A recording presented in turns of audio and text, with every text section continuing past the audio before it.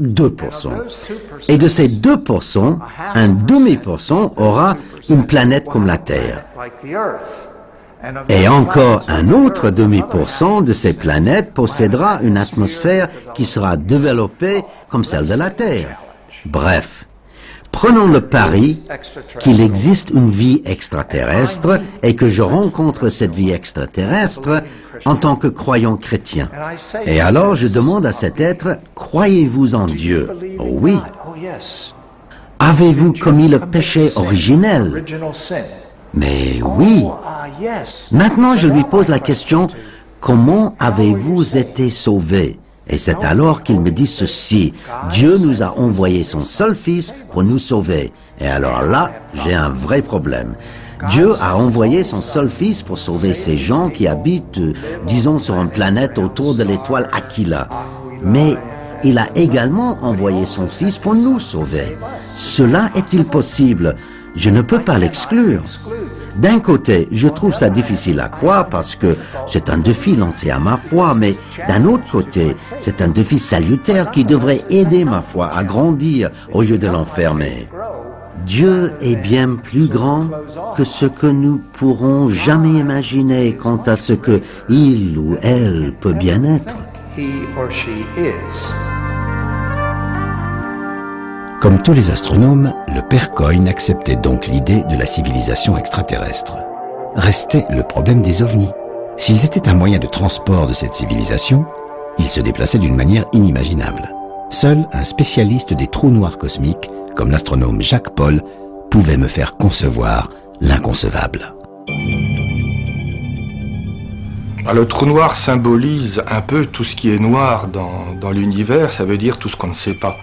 Et les grandes avancées de la science dans le domaine de l'astrophysique, de l'univers en ce moment sont justement de découvrir l'étendue des choses noires.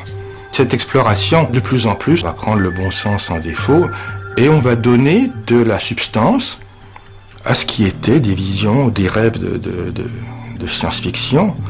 Par exemple, le trou noir autorise des raccourcis dans l'univers. Donc, d'une certaine manière, autorise, entre guillemets, des voyages plus rapides que la lumière, du moins, autorise la possibilité de suivre des raccourcis qui font qu'on ira apparemment plus vite que la lumière. Dans la mesure où il tord l'espace et le temps, qui ne font d'ailleurs plus qu'un, eh bien, il autorise aussi des raccourcis dans le temps.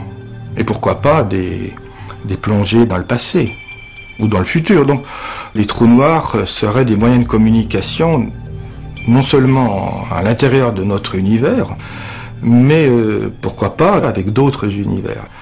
Alors, ces univers sont-ils parallèles? Ça, c'est une autre histoire, je ne sais pas, mais vous savez, il y a tellement de choses qu'on ne sait pas. C'est une possibilité pour comprendre qu'il y a peut-être d'autres moyens de se déplacer dans l'espace et dans le temps. Maintenant, l'utiliser, c'est une autre paire de manches. Mais bon, voilà. Les grandes agences spatiales ont pour but maintenant de chercher dans l'environnement du Soleil, c'est-à-dire dans la très très proche banlieue galactique, de chercher des planètes qui ressemblent à la Terre. J'imagine mal que l'humanité, découvrant l'existence de planètes habitables, n'aille pas y faire un tour. Hein. Ce ne sera pas des voyages plus difficiles à faire que ceux des colons qui ont pris le Mayflower sans espoir de retour. Là, c'est pareil.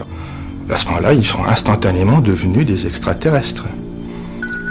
Ce seront les humains qui seront à ce moment-là des ovnis des autres.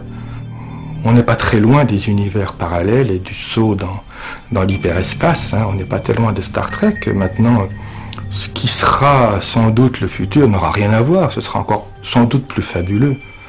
Et que quand les gens regarderont Star Trek dans 2 siècles, ils trouveront que c'est affreusement ringard. Et que ce qui se passe à ce moment-là sera infiniment plus amusant. Décidément, les astronomes sont des magiciens. Et une dernière surprise m'attendait au bout de ce voyage. À savoir qu'une civilisation extraterrestre est peut-être déjà très proche de nous, s'amusant à nous faire voir des ovnis parce que nous avons besoin de merveilleux et pour nous habituer doucement à sa présence. let's see what are some that have not been explained and which have possible scientific pay dirt in them. And I think those I would recommend that they be looked at quite closely. Not with the general idea of using them to prove that we are being visited, because I don't think they will. However, a scientist has to keep open-minded on it, and an investigation, a scientific one, without fanfare, a quiet look at the data, I think is in order. Toute sa vie, Allen Hynek a tenté d'ouvrir l'esprit de ses contemporains vis-à-vis des idées qui choquent le bon sens. Hier, ce qui choquait, c'était que la Terre fut ronde. Aujourd'hui, ce sont les mondes parallèles. À l'époque de rencontre du troisième type, Allen Hynek et Jacques Vallée avaient créé le Collège Invisible, un petit groupe de scientifiques qui voulaient aborder la face obscure du phénomène OVNI.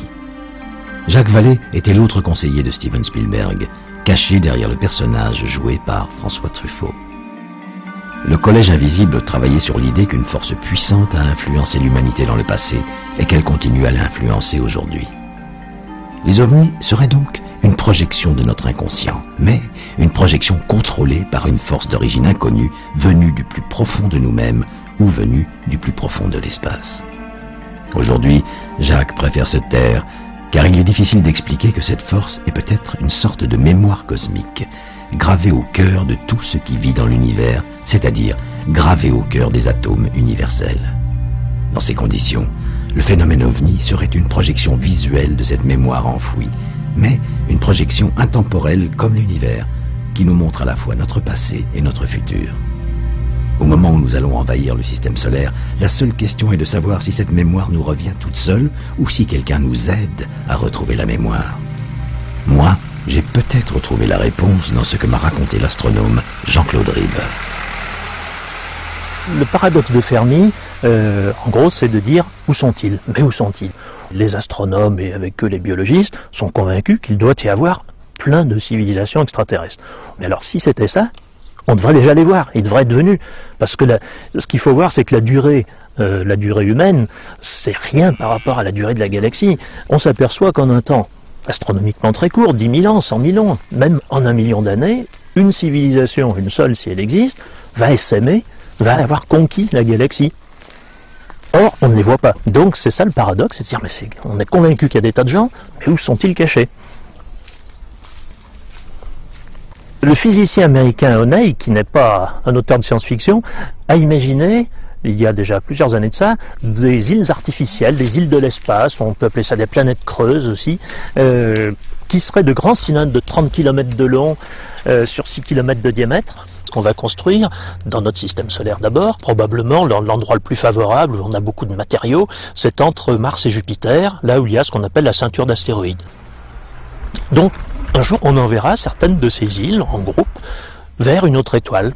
Alors, ce qu'on imagine de faire, nous, un jour, je ne sais pas quand, mais enfin dans les siècles prochains, ce qu'on imagine de faire d'autres, ailleurs, puisqu'on pense qu'il doit y avoir d'autres civilisations ailleurs, pourrait le faire. On pu le faire, peut-être déjà. Autrement dit, ils pourraient être parmi nous, du moins dans le système solaire, cachés quelque part, dans cette ceinture d'astéroïdes. Alors, s'ils étaient par là, cachés, s'ils n'avaient pas pris contact avec nous, on pourrait imaginer de les détecter, et la question n'est pas du tout stupide, puisque l'un de mes collègues, Dr Papagiannis, il y a 15 ans de ça à peu près, avait lancé un programme de recherche avec un satellite infrarouge pour rechercher justement ce qu'on appelait à l'époque les sphères de Dyson.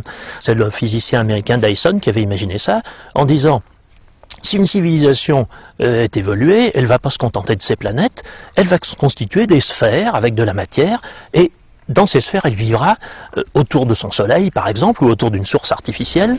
C'est une hypothèse fantastique, extraordinaire, mais qui n'est pas irrationnelle.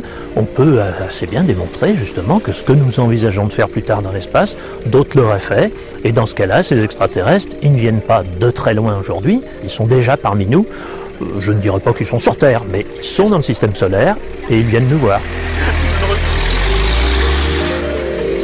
Je m'imagine un astronome en train de scruter le ciel, d'écouter avec les grandes oreilles des radioastronomes. On regarde, si par hasard il n'y a pas un signal, puis derrière moi, il y a un petit extraterrestre en train de me taper sur l'épaule, et j'ai certains collègues qui disent non, je me retournerai pas parce qu'il peut pas être là. Ben, je suis désolé, mais Moi, j'ai quand même envie de me retourner pour voir, juste au cas où. Des extraterrestres dans la banlieue de la Terre.